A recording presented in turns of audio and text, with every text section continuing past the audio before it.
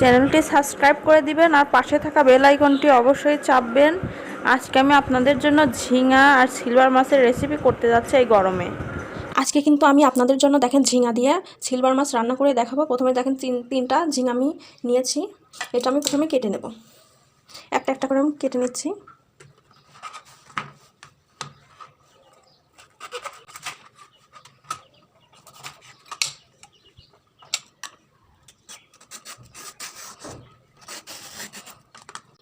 সুন্দর করে কিন্তু ছুলে নেব একদম ভালোভাবে,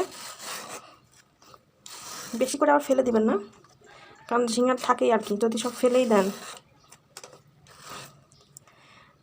এই গরমে আমি আপনাদের জন্য একটা রান্না রেখেছি, এটা হচ্ছে আমার ফুপুর রান্না।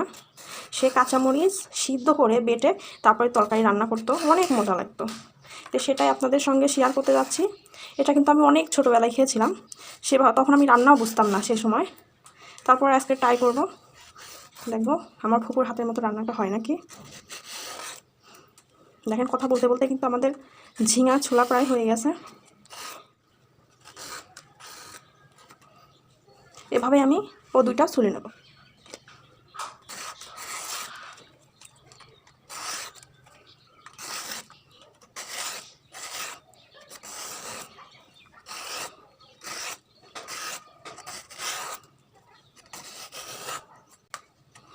দেখেন খালি ছুলতেই মন চাচ্ছে, ছুলতেই মন চাচ্ছে। এটা দিয়ে কিন্তু অনেক দ্রুত করে ঝিঙা ছোলা হয়, মানে যে কোনো জিনিস, পটল হোক, ঝিঙা হোক, আলু হোক, যেগুলো সবজিতে খোসা আছে না, সেগুলো ছাড়ানো একদম ব্যাপারই না।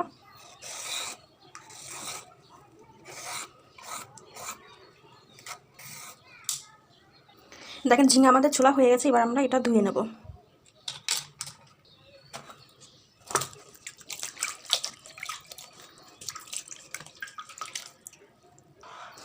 ধুয়ে নিয়েছি আমি, এবার কিন্তু কেটে নেব।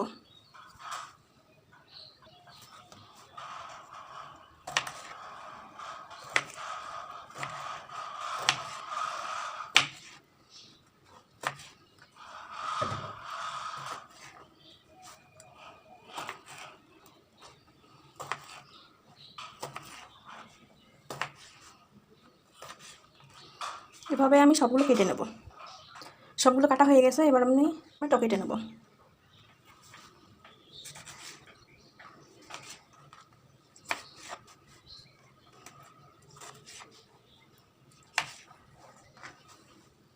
দেখেন সব সবজি আমাদের কাটা হয়ে গেছে, মাছও ধুয়ে নিয়েছি, আর এখানে দেখেন ডিম রেখেছি। এটা হচ্ছে সিলভার মাছের ডিম। এবার আমি মাছটা ভেজে রান্না করব।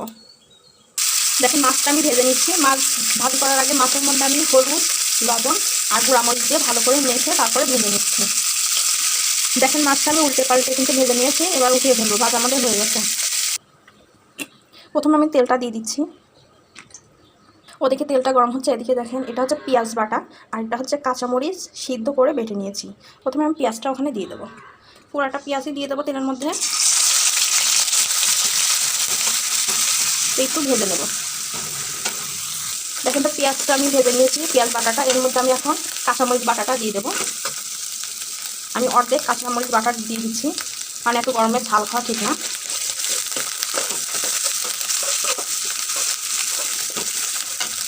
সামান্য একটু পানি দিয়ে দিচ্ছি, লবণটা দিয়ে দিচ্ছি, হলুদের গুঁড়া দিয়ে একটু নেড়ে নিচ্ছি, জিরা বাটাটা দিয়ে দিচ্ছি পুরা থেকে।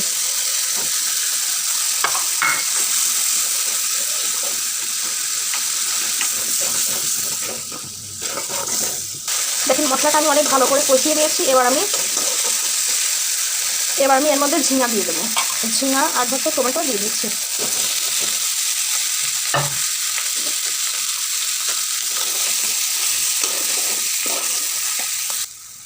ঝিঙাটা আমি নেড়ে চেড়ে একদম মশলার সঙ্গে মিক্স করে নিচ্ছি। এবার আমি অল্প একটু পানি দেবো, সামান্য একটু, কারণ ঝিঙা থেকে পানি বের হবে, তাই একটু দিচ্ছি পানি দিয়ে আবারও নেড়ে নেব। এবার আমি ঢাকনা দিয়ে দেবো, 2 মিনিট কষিয়ে নেব। এবার দেখবো কী অবস্থা।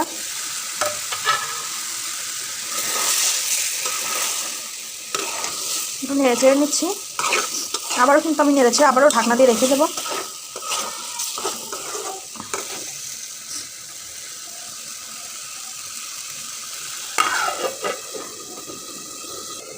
আবারও দেখবো কী অবস্থা। আমি কিন্তু অনেকক্ষণ ধরেই ঝিঙাটা কষিয়ে নিচ্ছি। কষানো আমাদের দেখুন হয়ে গেছে।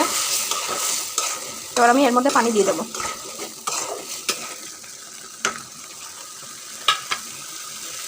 পানিটা দিয়ে দিচ্ছি, একটু ঝোল ঝোল থাকবে।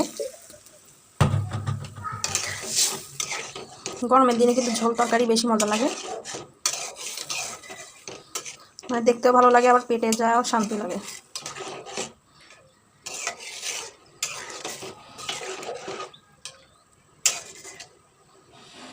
ঝোলটা আমি দিয়ে দিয়েছি, এরকমই থাকবে। এবার আমি মাছটা দিয়ে দিচ্ছি। মাছটা কিন্তু ভেজে রেখেছিলাম, সেই মাছটাই দিয়ে দিচ্ছি।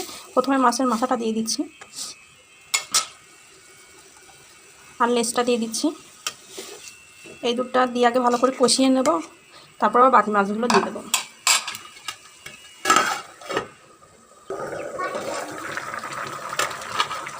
একটু নেড়ে নিচ্ছি। এবার আমি মাছটা দিয়ে দেবো।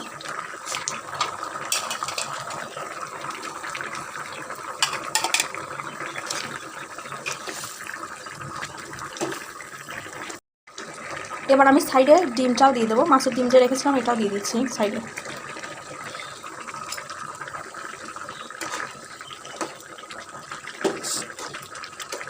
আমি কিন্তু ডিমটা প্রথমে গরম পানির মধ্যে ছেড়ে দিয়েছিলাম, তারপর এখন আবার ঝোলের মধ্যে দিয়ে দিচ্ছি।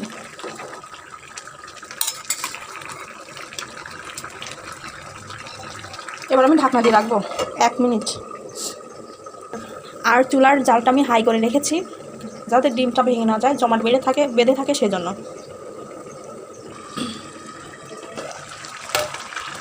দেখেন তরকারি কালারটা কি সুন্দর আসছে, আর রান্নাটা আমাদের হয়ে গেছে। এবার আমি সামান্য একটু শুধু জিরা ফাঁকিটা দিয়ে দেবো, দিয়ে নামিয়ে ফেলবো।